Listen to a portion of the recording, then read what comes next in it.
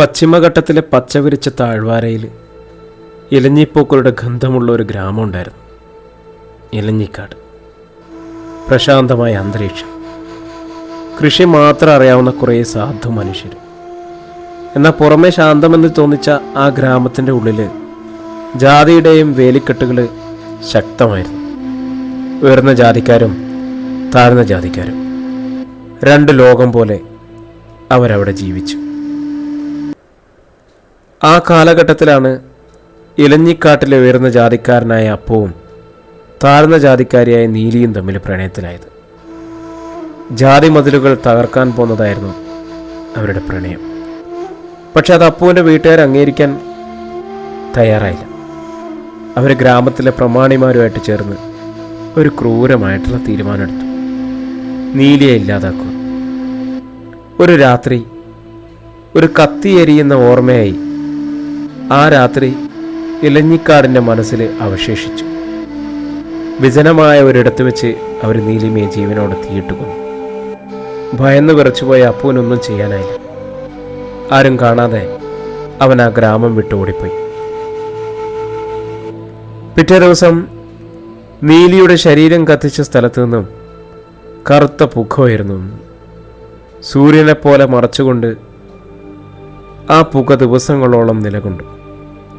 അതൊരു ദുശകനമാണെന്ന് ഗ്രാമവാസികൾ അടക്കം പറഞ്ഞു തുടങ്ങി. അതിനുശേഷം ഗ്രാമത്തിൽ ഓരോ ദുരിതങ്ങൾ ആരംഭിച്ചു.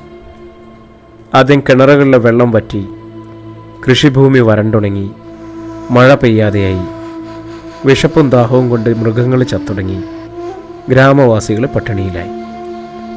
ഉയർന്ന ജാതിക്കാരുടെ നെല്ലറകൾ ശൂന്യായി, താഴ്ന്ന ജാതിക്കാരുടെ ചെറിയ കുടിലുകൾ പോലും നിലംപൊത്തി.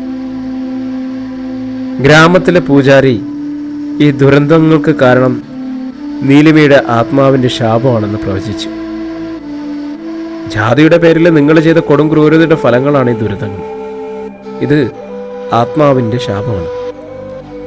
പൂജാരിയുടെ വാക്കുകൾ പ്രമാണിമാർ വിശ്വസിച്ചില്ല.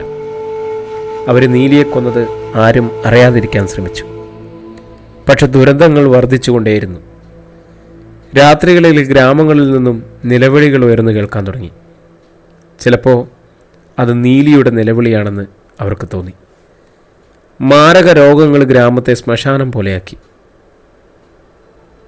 അങ്ങനെ ഒരു ദിവസമാണ് ആ ഗ്രാമം വിട്ടുപോയ അപ്പു തിരിച്ചെത്തിയത്. താൻ സ്നേഹിച്ച പെൺകുട്ടി ജാതിയുടെ പേരിൽ കൊല്ലപ്പെട്ടതിൻ്റെ സത്യം അവൻ ഗ്രാമവാസികളോട് വിളിച്ചു പറഞ്ഞു. നീലിയെ, എൻ്റെ നീലിയെ അവർ കൊന്നു. ജാതിയുടെ പേരിൽ ജീവനോടെ ചുട്ടരിച്ചു. അപ്പുവിൻ്റെ വാക്കുകൾ കേട്ട് ഗ്രാമം ഞെട്ടി. ഒരു പെൺകുട്ടിയുടെ ജീവിതം എടുത്ത പാപം ചെയ്ത പ്രമാണിമാർക്കെതിരെ ഗ്രാമവാസികൾ ഒറ്റക്കെട്ടായി തിരിഞ്ഞു. തങ്ങൾ ചെയ്ത തെറ്റിനൊരു പ്രായശ്ചിത്തം ചെയ്യാൻ ഗ്രാമവാസികൾ തീരുമാനിച്ചു.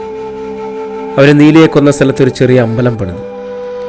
ജാതി വിവേചനമില്ലാതെ ഉയർന്ന ജാതിക്കാരനും താഴ്ന്ന ജാതിക്കാരനും തോളോട് തോൾ ചേർന്ന് ആ അമ്പലത്തിൽ വിളക്ക് കൊളുത്തി. ആ വിളക്ക് കൊളുത്തിയ നിമിഷം ഒരു ഇടിമിന്നലുണ്ടായി. തുടർന്ന് ശക്തിയായ മഴ പെയ്യാൻ തുടങ്ങി. ആ മഴയിൽ ഗ്രാമത്തിലെ ദുരിതങ്ങളെല്ലാം കഴുകിപ്പോയതായിട്ട് അവർക്ക് തോന്നി.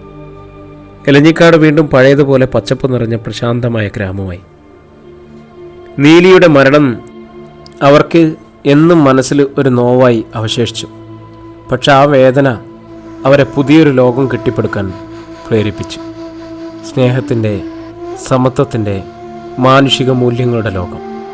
അതായിരുന്നു നീലി അവർക്ക് നൽകിയ ഏറ്റവും വലിയ പാഠം. വീണ്ടും പുതിയൊരു കഥയുമായിട്ട് നമുക്ക് കാണാം.